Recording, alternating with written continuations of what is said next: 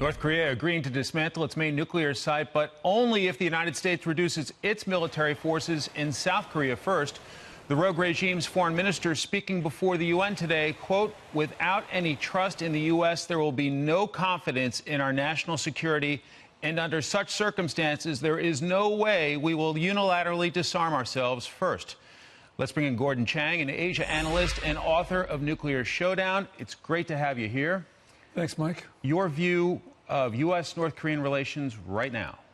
Well, the President and Secretary of State Pompeo says we're making real progress. But a lot of people, of course, are skeptical. The one thing that we can say, because we don't see what's going on behind the scenes, sure, but the one thing you can say that you look at Ri Yong-ho's speech, the foreign minister of North Korea, there was no sign of real progress because the second half of that speech was quite belligerent.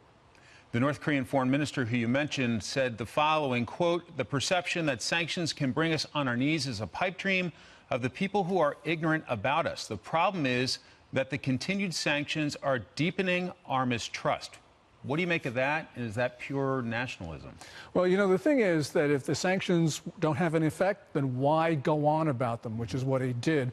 The whole thing in this speech, you could hear it throughout, was that, look, the problem is mistrust. And the reason why there is mistrust is because of the United States, blaming us for everything under the sun. So, right now, yes, of course, there's a lot of mistrust, but we got to remember why. It's because the North Koreans invaded the South Koreans in 1950, and they've engaged in a series of acts since then. And Ri Yong-ho today said, look, don't worry about the past. Well, obviously we should.